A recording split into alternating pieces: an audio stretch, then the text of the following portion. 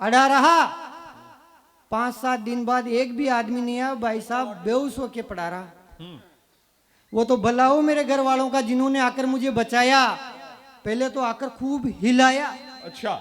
और जब उन्हें लगा तो मुझे पूरे 1 अंगूर का जूस पिलाया।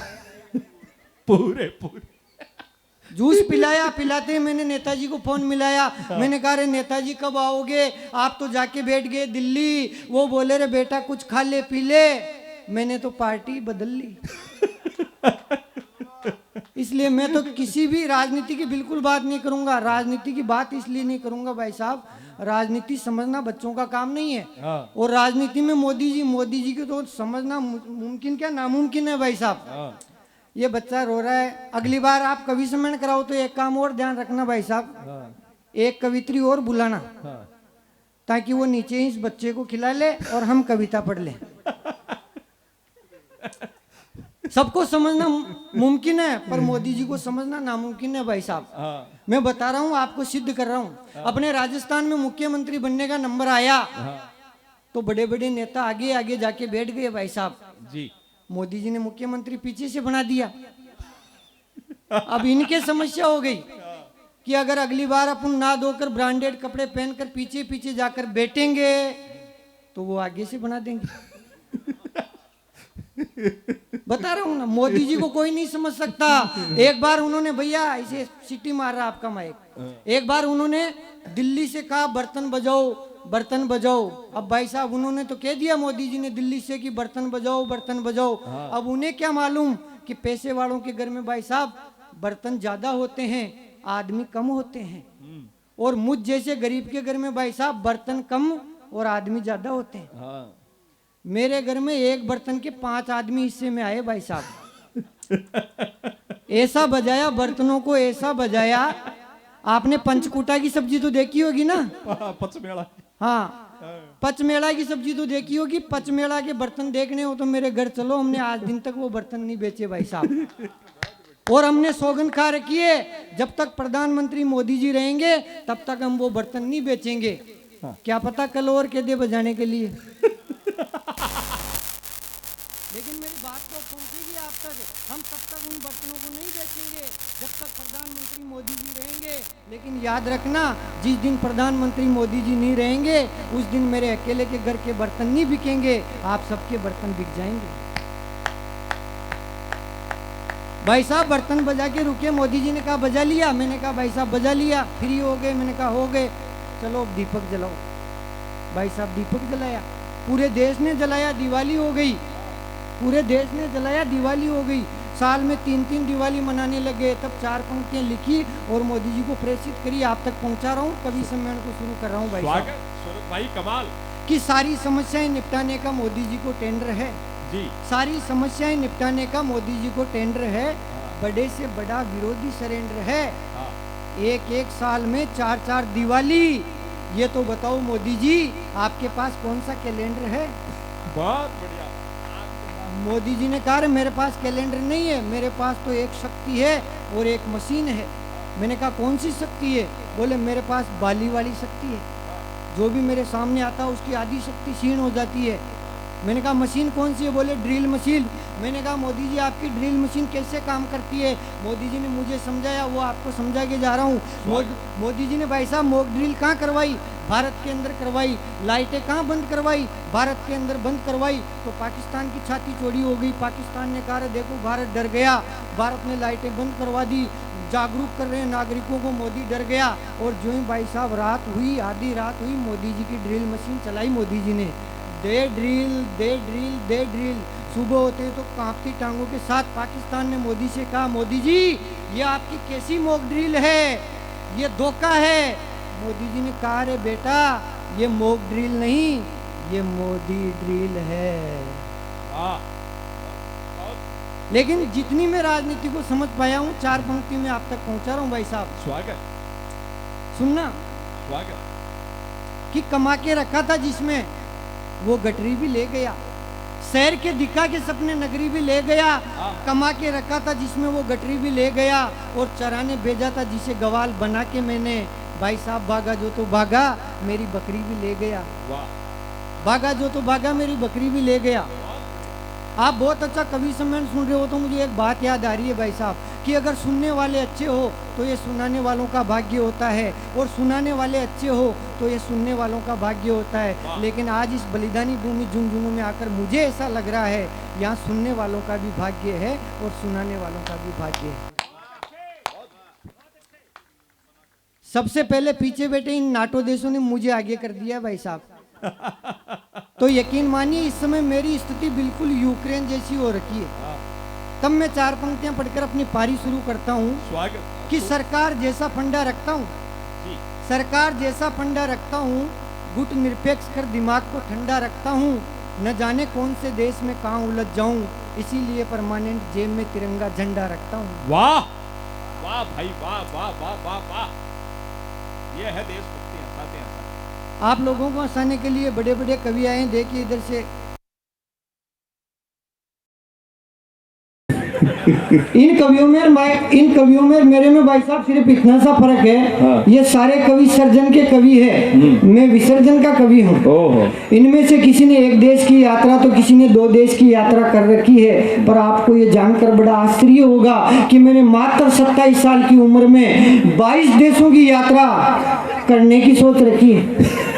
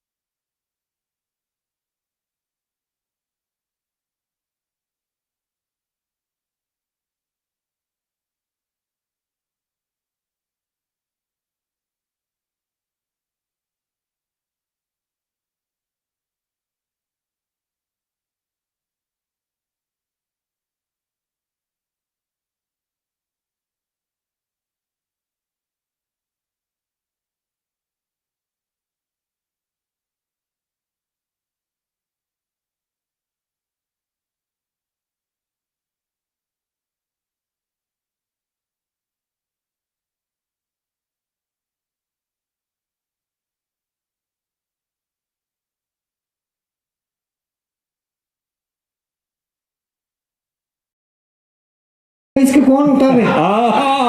ये बढ़िया बात है। हाँ, कभी कभी मुझे ज्यादा गुस्सा आ जाता तो भाई साहब लाल पेन से लिख लेता हूँ।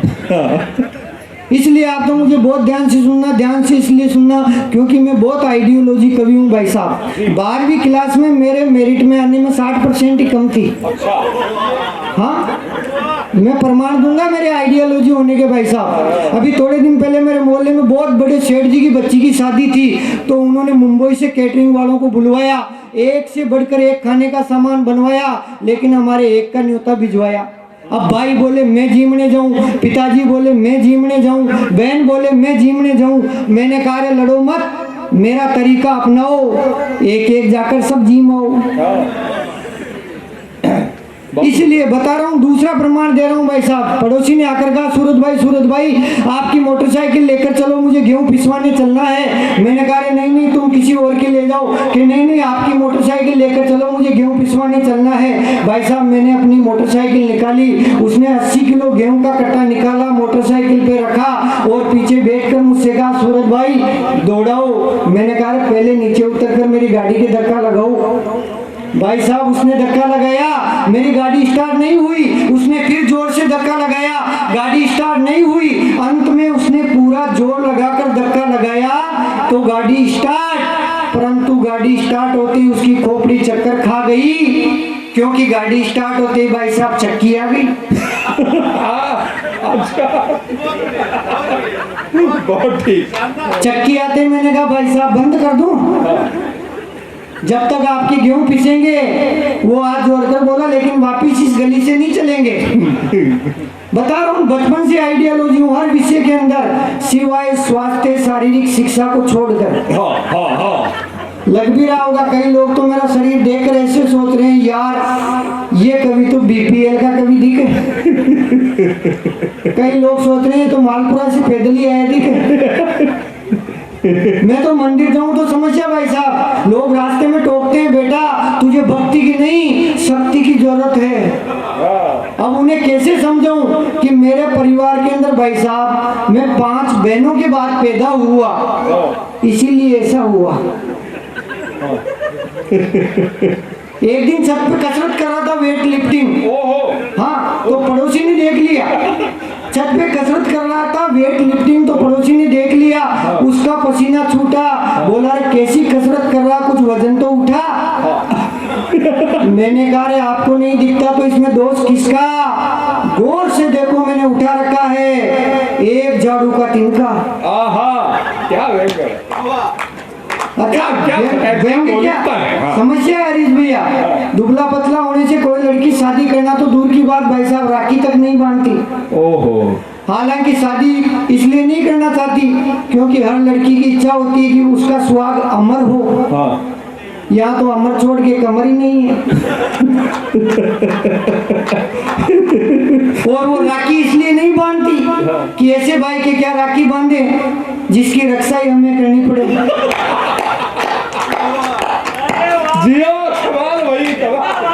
क्या मौलिकता है। मेरे गांव में तो हरीश भैया अभी 16 फिल्म की शूटिंग करने वाले आए थे। अच्छा। तो जोश जोश में मैंने ऑडिशन दिया, तो फिल्म वालों ने मुझे धर्मेंद्र के लिए लिया और गांव की एक छोरी को बसंती बनाया भाई साहब। अच्छा। पर भगवान कसम गब्बर सिंह ने मेरे हाथ पैर नहीं बांधे, मुझे इतना सा झटका दिया, कपड़े टांगने वाले हैंगर पे लटका दिया।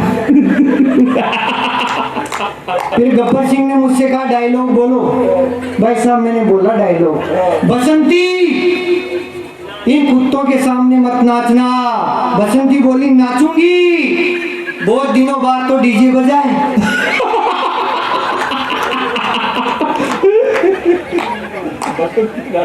ये हरीश भैया ने मुझे कहा कि तुम राजस्थान पुलिस में जाओ। मैंने कहा रे भैया मेरा राजस्थान पुलिस में कहां से नंबर आएगा।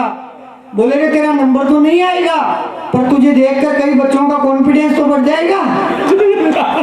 बढ़िया बात है। बढ़िया क्या समस्या है भैया। अच्छा। हाँ, ऐसा नहीं है कि मैंने सरकारी नौकरी की तैयारी नहीं करी भाई साहब, करी। पहली में तो पेपर लीक हो गया, दूसरी में परीक्षा देने जा रहा था, एक नेताजी का काफिला आ गया, तीसरी में तो हद हो गई भाई साहब, वो भर्ती रद्द हो गई। बहुत बढ़िया। मेरा दिमाग तो तब खराब हुआ जब एक पड़ोसी ने आकर कहा सूरत भाई क्या हाल चाल, आपकी पंचायत के राशन कार्ड में उम्र 40 साल। मैंने कहा रे भाई साहब इस उम्र ने मुझे भी कई दिनों तक शर्मिंदा तो रखा, पर धन्यवाद पंचायत का, कम से कम राशन कार्ड में मुझे जिंदा तो रखा। तब मैं एक कविता उस क्षेत्र में खड़ा होकर पढ़ना चाहता हूँ जहाँ कन्या भ्रूण को सबसे ज्यादा रोका गया है, जहाँ बेटियों को सबसे ज्यादा पढ़ाया गया है, जहाँ बलिदानों की सर्वप्रथम जिस भूमि को पूजा जाता है उस भूमि पे खड़ा हूँ। तब एक कविता, आपकी तालियां इस मंच को कमजोर कर सकती है जब कोई नचनी आती है। आप अगर मेरी किसी बात को अपनी बहन माँ के साथ नहीं सुन सकते तो अपनी बहन माँ को इस पंडाल से बाहर मत भेजना, इस मंच से मुझे भेजना, क्योंकि आप लोग ही तो उन नचनियों की अश्लील नृत्य करने वाली नचनियों की रील बनाते हैं, आप ही तो उन्हें हीरो बनाते हैं। बंद करो उन्हें हीरो बनाना, और अगर आपको हीरो ही बनाना है किसी को तो मैं हूं ना। हाँ, बहुत बढ़िया, बहुत बढ़िया। मेरे परिवार में भाई साहब 6 बहनें हैं। मुझे दुख इस बात का है कि मेरे माँ बाप को राष्ट्रपति पुरस्कार नहीं मिला, क्योंकि इस कन्या भ्रूण के दौर में आज भी मेरी 6 की 6 बहनें जिंदा हैं। अब मैं 2 मिनट की कविता आप लोगों के बीच सुनाकर इनके लिए मीटिंग बिछाकर अपना काम शुरू। हाँ लियो भाई साहब, लेकिन गलत टाइम पर लाए हो आप जी। जब बेटियों का अकाल पड़ जाएगा तब देश में क्या हालात होने वाले हैं आपके बीच रखता हूँ। बिल्कुल कविता सुनने वाले अगर आप सुनना चाहते हैं तो एक बार सिर्फ ताली बजाकर मुझे बता दो, मैं कविता शुरू करता हूँ। स्वागत, बहुत अद्भुत सूरत भाई। जब देश में बेटियों का अकाल पड़ जाएगा तब क्या हालात होने वाले हैं कि आप सोचो तब क्या होगा सीन। जब लड़की होगी एक और लड़के होंगे, नहीं कविता आपने लिखी है मैंने आप सोचो तब क्या होगा सीन। जब लड़की होगी एक और लड़के होंगे 17। अच्छा, कुल मिलाकर सारा का सारा रोड़ा कुंवारों के गले अटकेगा। शादी करने के लिए लड़का बेरोजगारों की तरह दर दर भटकेगा और लड़की नहीं मिलने कर शाम को जाकर ठेके पर गटकेगा। तब शादी निजी नहीं होकर हो जाएगी सरकारी। अच्छा, हाँ, तब शादी निजी नहीं होकर हो जाएगी सरकारी। लड़की पाने के लिए लड़के की तरह तरह से होगी इंक्वायरी। साक्षात लड़की ही लेगी लड़के का साक्षात्कार। वो इंटरव्यू होगा कुछ इस प्रकार कि टाइम पर खाना खिलाओगे, सुबह शाम पिलाओगे। चाय पानी की बात कर रहा हूँ भैया कि टाइम पर खाना खिलाओगे, सुबह शाम पिलाओगे, घुमाओगे फिराओगे, ऐश कराओगे और मैं जितना कहूंगी तुम उतने इंच मुस्कुराओगे। तब तो तुम वो पति एकदम परफेक्ट, वरना सीधा फार्म रिजेक्ट। ऐसे ही ख्वाबों में मुझे भी वो पत्नी रूप में नजर आई तो मैंने भी उसके लिए किस्मत दांव पर लगाई। मैंने भी लगाया पूरा जेक और चेक, जैसे तैसे मेरा जोड़ा बन जाए एक। ऐसी भ्रष्टाचार युक्त शादी से मैं मनी मनोहर आता राजी। इतने में किसी ने डबल जेक चेक लगाकर कर दिया फिर मुझे बाबा जी। हालांकि फिर भी मैंने इस कंपटीशन को आगे करना चाहा फाइट, तो गूगल पर ढूंढने लगा सेकंड हैंड वीडियो की साइट। मैंने देखा रे फर्स्ट हैंड नहीं तो second hand, third hand, four hand से हैंड मिलाओ, कैसे तो काम चलाओ। पर भाई साहब यहाँ भी मेरी किस्मत चली गई। आवेदन करते ही कॉपी संदेह में चली गई और मुझे नोटिस मिला कि कारण बताओ, आप पहले वाली बीवी तो जमा कराओ। कमाल हो फिर भाई। मैंने कहा रे भाई साहब मेरे पहले वाली बीवी तो मेरी सारी किस्मत मोड़ गई, मुझे लूटकर विजय माल्या की तरह देश ही छोड़ गई। इसीलिए शादी करना चाहता हूँ दोबारा।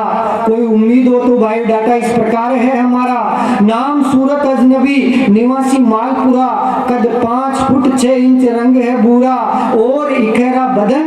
मैरिज गार्डन के पास में है मेरा सदन।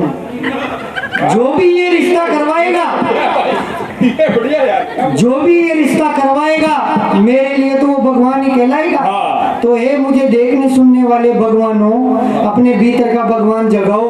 बेटियां तो बहुत बचा रहे हो आप, इस एक बेटे को भी बचाओ, इस एक बेटे को भी बचाओ। बहुत बहुत धन्यवाद, थैंक यू। ये थे भाई सूरत अजनबी। इस दौर में इतने मौलिक कवि, हर पंक्ति आपने आज पहली बार इन्हीं के श्रीमुख से सुनी हुई। खुद का मजाक उड़ाकर हंसाना हास्य का सबसे सुंदर रूप है। दूसरे पर तो अपन व्यंग्य मजाक कर सकते हैं, अपने आप की हंसी उड़ाकर किसी को मुस्कान का प्रसाद बांटना। 4 पंक्तियां याद आती है। चौथी पंक्ति पर आपके दिल में भाई सूरत के इस पावन कर्म के लिए प्रेम उमड़े तो आपकी तालियां उन तक पहुंचे। कहा है कि अपने चेहरे को आईना बनाया हमने, अपने चेहरे को आईना बनाया हमने, आपको हंसता हुआ चेहरा दिखाने के लिए। और इतना आसान नहीं है खुद का तमाशा बनाना, कलेजा चाहिए दुनिया को हंसाने के लिए। और ये पावन काम सूरत भाई कर रहे हैं। हंसी की बहुत सारी बातें हम करेंगे। आनंद के पल लगातार चारों तरफ आप श्रोता ही श्रोता, लगातार संख्या बढ़ती जा रही है। ये पावन उपस्थिति में हृदय से प्रणाम है। और ये माटी में मस्ती कण कण में इतनी है। इस कार्यक्रम के कई फ्लेवर बदलेंगे, कई तेवर बदलेंगे, उन सबको अपन भरपूर जिएंगे। और बहुत कुछ सीख पाने भी मिला कवि सम्मेलन से, कार्यक्रम से। आदमी ज्ञान लेना चाहो तो हर जगह ले सके। अभिषेक जी भाई मैं बताऊं सर आपने कि कोविड जी वैश्विक पेंडेमिक बीमा मने एक अनमोल ज्ञान प्राप्त हो। शादी के बाद भी लॉकडाउन में पहली बार लगातार 3 महीना 90 दिन करा रही हो। जब मैंने एक अनमोल ज्ञान प्राप्त हुआ मेरा शादीशुदा जीवन में। आपने तो शादीशुदा ने पहले ही प्राप्त हो। शादीशुदा तो आप समझते होंगे। तुलसीराम जी, शादीशुदा वो पति कहलाता है जो शादी के बाद ऑटोमेटिकली शुदा हो जाता है। मैं मन पर वो ज्ञान प्राप्त हो कि कभी भी खाली बैठी पत्नी के पास ये सोचकर जाकर मत बैठो कि बेचारी खाली बैठी है, बोर हो रही होगी, मैं 2 बात कर लूंगा तो इसका मन बहल जाएगा। कभी भी खाली बैठी पत्नी के पास यह सोचकर जाकर मत बैठो कि वो खाली बैठी है, हो सकता है वो भरी बैठी हो। तालियां बताइए बेटा तो धार्मिक तो जिका जिका आनंद का पवन पल लगातार आपा जीता जा रहे। हाँ, हंसी मस्ती बाटी में अति बिखरी पड़ी है, बाना आपा लगातार जीवा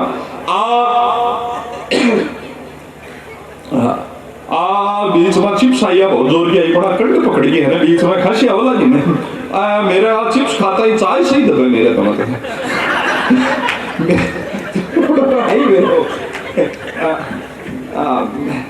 तो जिका आनंद का पवन पल है। अंदर बहुत सुंदर व्यवस्था है। देखो कब तो कवड़ में अति सुंदर व्यवस्था अभी जय सारी करी है, तो व्यवस्था सारी सुंदर होगी थे। जो चारियों में बताऊं लास्ट में वो दूध बच जाए गोभी में सकड़ा में चाय पत्ती गिरेगा आप